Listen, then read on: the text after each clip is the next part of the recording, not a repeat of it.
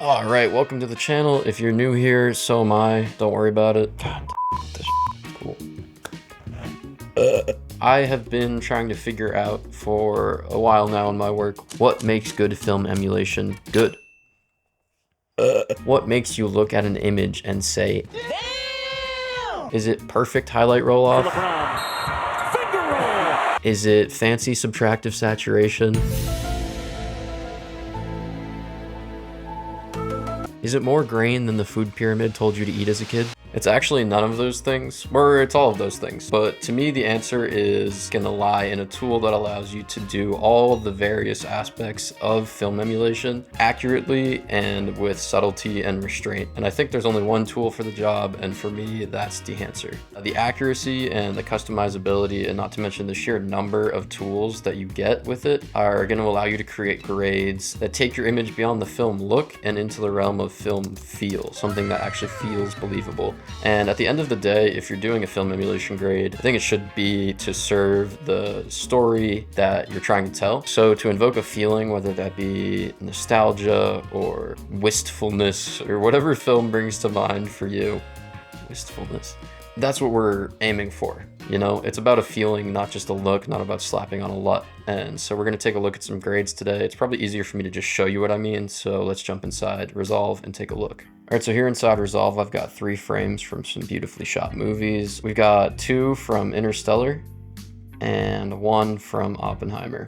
And we're gonna see if we can use these as guideposts to kind of guide our grade and see if we can get into a similar look and feeling with our image. Starting with this frame from Interstellar, the dynamic range and the color rendering of film is going to be hard to beat. This was shot on Kodak Vision 3 250D, and then it's going to be printed onto Kodak 2383 film, which is going to give us those deep shadows and the really nice dense colors. So if we go ahead and look at our example, all that we have on right here are the color space transforms, Sony into DaVinci Wide Gamut and DaVinci Wide Gamut out to Rec 709. I would start by doing a basic exposure and white balance. And then for this case, I'm gonna use some masks to draw the eye away from the bookshelf because it's obviously much brighter than our reference image. So draw the eye to our subject. So from here, DEHANCER is gonna carry the core of our look. And then we'll use the curves and some hue and saturation DCTLs that I like to finish out the look. So if we're enabling DEHANCER, we got to set our input to DaVinci Wide Gamut, and then the film negative and print are what we're going to combine to create the core of our look. That is going to be 250D, Kodak Vision 3, and 2383. And it's a bit contrasty right now, but you can already see that we've got kind of the bones of our look in place with just a couple clicks. I've got the color density all the way up here. I might back that up a little bit. Another thing that's great about DEHANCER is it has built-in film compression, which is just going to kind of take the edge off your highlights, make them feel a little less digital. And then I would go into the color head, and all I've done here is just back up the green a little bit, maybe even a little less than that. And that is the core of what I'll do in DEHANCER. It's very simple, it's very intuitive and easy to use, just a few tools to get the bulk of our look down. What I would do next is come into my curves to adjust exposure. DEHANCER does have native exposure tools, but I think Resolve's native custom curves is just gonna give you more control over the image. What I like to do is I set the composite mode of my curves to luminosity, so we're just affecting the luminance values, not introducing any saturation. What I've done here is bring up the skin tones, boost the shadows a little bit, and then I've brought the blacks down just a little bit to keep those anchored. So what I do next is I use a mononodes DCTL to just affect some of the colors individually. Very slight tweaks. You can see the blue of my sweatshirt here, off, on, just pushing it a little cyan, nothing too invasive, and then a little boost to the red saturation to bring these skin tones, make them pop a little more, and then a global saturation boost that you can hardly even see, maybe make it a little more apparent. So off, and then on.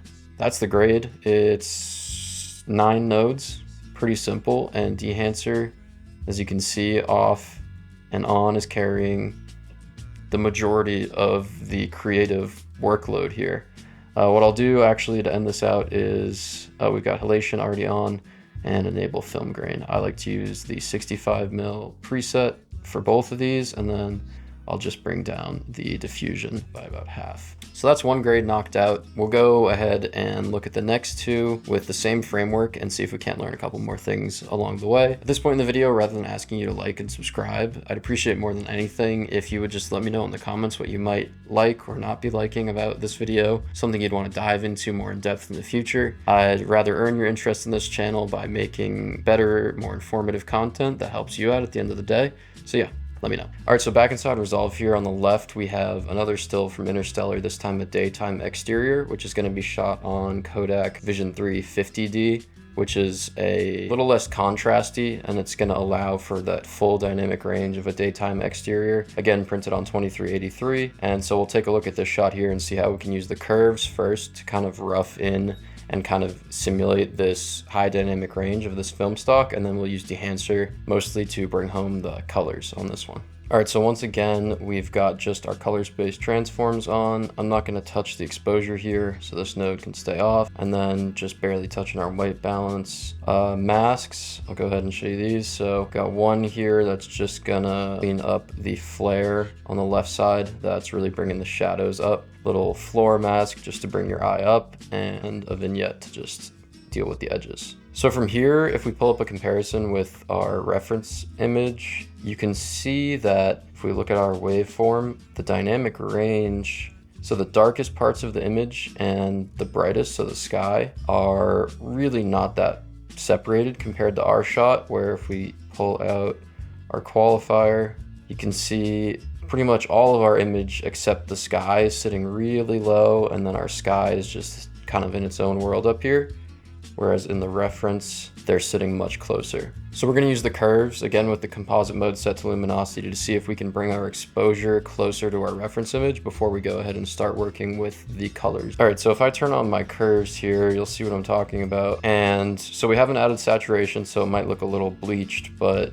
what we've essentially done is almost introduce two separate S-curves here. So the first one is going to deal with the shadows in the image and everything that's not the sky. We're introducing contrast across this specific part of the image by steepening the curve. And then in the space between our ground and sky, our shadows and our highlights, let's say, we've kind of flattened that out. There's not a ton of information sitting in there anyway. We've got this kind of break in the image.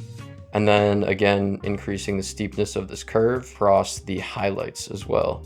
So what we've done, and if we look at our vector scopes for the two images, we've brought our image much closer, and we've kind of simulated having more dynamic range than we actually have by stretching the areas of the image where we do have information. So now if I turn on DEHANCER, none of our tools are enabled right now, but we know this was Kodak Vision 3.